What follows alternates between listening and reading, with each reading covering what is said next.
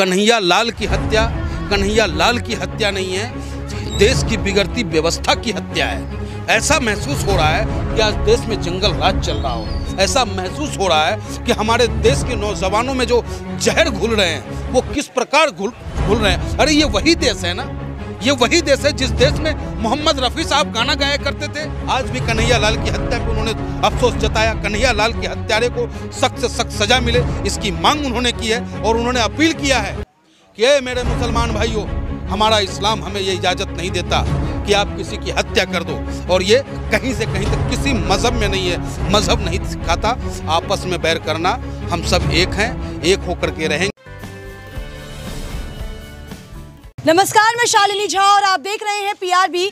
राजस्थान के उदयपुर में कन्हैया लाल के साथ जो हुआ उस पर अब सभी की नजरें टिकी हुई हैं कि जिस तरीके से फांसी की मांग की जा रही है, आखिर उन दोषियों को फांसी कब होगी। इस वक्त हमारे साथ बातचीत करने के लिए मौजूद है एआईएमआईएम के नेता मनमोहन झा गामा, जिनसे बातचीत करेंगे और जानेंगे कि जिस तरीके से कन्हैया लाल की हत्या होती है, निर्मम हत्या होती है, उसके बाद जो है अब राजनीतिकरण तेज होता जा रहा है। नेताओं का एक दूसरे पर आरोप प्रत्यारोप एक बार फिर से शुरू हो गया है। आप कैसे देख रहे हैं, क्या प्रतिक्रिया आप देंगे? कन्हैया लाल की हत्या कन्हैया लाल की हत्या नहीं है, हिंदुस्तान के भाईचारा और एकता की हत्या है। कन्हैया लाल की हत्या कन्हैया लाल की हत्या नहीं है, देश की बिगड़ती व्यवस्था की हत्या है। ऐसा महसूस हो रहा है कि आज देश में जंगल राज चल रहा हो। ऐसा महसूस हो रहा है कि हमारे देश के नौजवानों में जो जहर घुल रहे हैं वो किस प्रकार घुल रहे हैं। अरे ये वही देश है ना, ये वही देश है जिस देश में मोहम्मद रफ़ी साहब गाना गाया करते थे कि बड़ी देर भयो नंदलाला तेरी राह तके ब्रिज वाला। ये वही देश है जिस देश में सलमा बेगम चुनरी सिला करती थी और राधा रानी उस चुनरी को पहनने का काम करती थी। और आज इस देश को किसकी नज़र लग गई? कौन है वो लोग जो 2014 के बाद से आज हमारे देश में हम अपने भाई को किसी को जाति से पहचानने का काम करते हैं? किस पर आरोप लगा रहे हैं? भाजपा को लपेट रहे हैं क्या? और कौन है? और कौन सुनेगा, किसको सुनाऊं? यहाँ देश का इतना बुरा हाल हो रहा है, आम जन परेशान है। कारोबार, अगर एक आदमी टोपी लगा के कहीं जा, आपने देखा ना कि उसी राजस्थान में एक जैनी को इसलिए पीट पीट के हत्या कर दी गई क्योंकि उससे यह महसूस हुआ कि वो मुसलमान है। वहाँ भाजपा की सरकार थोड़ी है, कांग्रेस है वहाँ पर। भाजपा पूरे देश में है, भाजपा पूरे देश में। क्या वहाँ भाजपा का संगठन नहीं है? भाजपा का संगठन नहीं है वहाँ पे, ये आप हमें बताएं।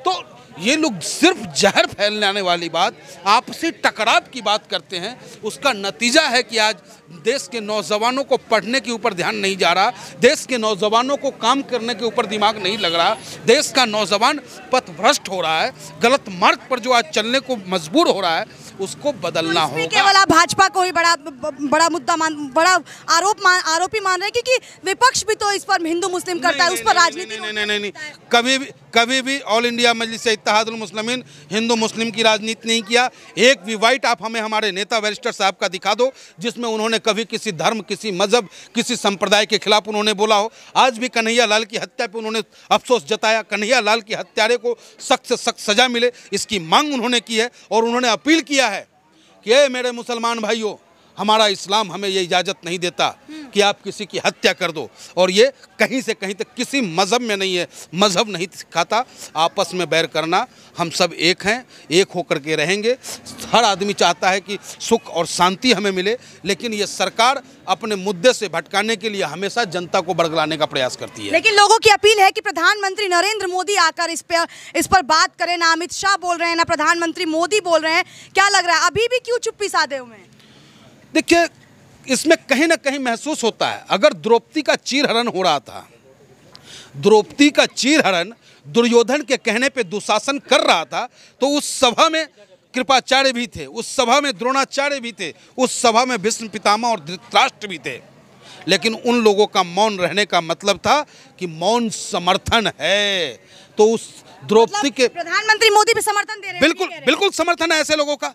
अरे कपिल मिश्रा जब कहता हो कि देश के गद्दारों को गोली मारो सालों को, इस तरीके के शब्दों का इस्तेमाल करता हो, उसका मंत्री अनुराग ठाकुर इस्तेमाल करता हो। कोई भी प्रधानमंत्री ये क्यों चाहेगा कि ऐसे अरे हद करते हैं आप। यानी कि जो भाजपा समर्थित लोग अगर गलत बोल जाए, आज इस गाजियाबाद के अंदर में 20 जगह में आपको प्रोटेस्ट दिखा सकता हूं कि नुपुर शर्मा के समर्थन में लोगों ने प्रोटेस्ट किया। उसके ऊपर प्रशासन ने क्या कार्रवाई की? 144 धारा लगा हुआ है, क्यों उसको कार्यक्रम करने दिया गया? अगर आज ऑल इंडिया मजलिस इत्तेहादुल मुस्लिमीन इनकलाब जिंदाबाद बोलेगा तो उसके खिलाफ प्रशासन कार्रवाई करेगी। ये कहाँ का न्याय है? एक नगर में दो भाव चलेगा? बिल्कुल इसको बर्दाश्त नहीं किया जाएगा। ये देश बाबा भीमराव अंबेडकर के संविधान से चलेगा, न कि भाजपा के संविधान से चलेगा। लेकिन आप भाजपा को क्यों इस पर लपेट रहे हैं? क्योंकि वहां पर सरकार कांग्रेस की है, भाजपा ने भी तो नुपुर शर्मा के खिलाफ जो है सख्त से सख्त कार्रवाई की थी और आप पूरी तरह से फिर आप कह रहे हैं क्या कार्रवाई की है? जब हमारे बैरिस्टर साहब पाकिस्तान के हैं, अफगानिस्तान के हैं, हिंदुस्तान के हैं ना, हिंदुस्तान के शहरी हैं, इज्जतदार शहरी हैं। और जब नुपुर शर्मा ने हज़रत मोहम्मद साहब के शान में गुस्ताखी की, उन्हें दर्द हुआ, उन्होंने अपना दर्द बयां किया। उसके साथ साथ हिंदुस्तान के करोड़ों मुसलमान भाइयों ने अपने दर्द को व्यक्त किया कि मेरे मोहम्मद साहब के सब शान में जो गुस्ताखी की है उसके खिलाफ कार्रवाई हो। मांग एक सप्ताह तक चलता रहा। हमारे देश के प्रधानमंत्री के कानों तक आवाज़ नहीं पहुंची, हमारे देश के गृह मंत्री के कानों तक आवाज़ नहीं पहुंची।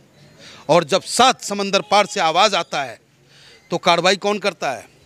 भारतीय जनता पार्टी उसे अपने प्रवक्ता पद से हटाता है, न कि भारत सरकार कोई कार्रवाई करती है। भारत सरकार को अगर कार्रवाई करना है तो उनके खिलाफ हैदराबाद में मुकदमा दर्ज है, उनके खिलाफ महाराष्ट्र में मुकदमा दर्ज है, उनके खिलाफ बंगाल में मुकदमा दर्ज है। और हिंदुस्तान की आईपीसी की धारा के तहत जो भी उन पर अधिक कार्रवाई बनती है वो कार्रवाई होनी चाहिए। और अगर हमारे देश के प्रधानमंत्री और ये लोग सोच रहे हों कि नुपुर शर्मा बड़ी हो जाएंगे तो ये संभव नहीं है। ठीक है कि आज आप AIM क्या करने वाली है? प्रोटेस्ट कर रही है। AIM ऑल इंडिया मजलिस डिटेन कर लिया जाता है जब प्रोटेस्ट करते हैं तो। अरे कितनी बार डिटेन करोगे आप, कितनी बार जेल भेजोगे आप? आज भी दिल्ली में हमारे 40 नेताओं कार्यकर्ताओं को, जामबाजों को दिल्ली पुलिस ने बंद करने का काम किया। क्या अभी भी जिंदा है? बिल्कुल जज्बा जिंदा है, क्योंकि ये इस शरीर में भगत सिंह और अशफाकुल्लाह खान का खून दौड़ता है। इस शरीर में वीर कैप्टन अब्दुल हमीद का खून दौड़ता है। इसलिए ये शरीर झुकने वाला नहीं है। अरे तुम इस शरीर को मार सकते हो, हमें मार सकते हो, लेकिन ऑल इंडिया मजलिस इत्तेहादुल मुस्लिमीन के विचारधारा को नहीं मार सकते हो। ऑल इंडिया मजलिस इत्तेहादुल मुस्लिमीन की विचारधारा देश में एक अनेकता में एकता का है। ऑल इंडिया मजलिस इत्तेहादुल मुस्लिमीन के राष्ट्रीय अध्यक्ष हमारे 5 वक्त के नवाजी सच्चे हैं, झूठ नहीं बोलते, झूठ का साथ नहीं देते, गलत का। कौन बोल रहा है? ये सबसे बड़ा पार्टी भारतीय जनता पार्टी। भारत हर चीज में आप जो है बीजेपी पर बड़े आरोप लगा रहे हैं, झूठ कब बोला? भाइयों बहनों 15 लाख मिलेगा, भाइयों बहनों महंगाई खत्म हो जाएगी।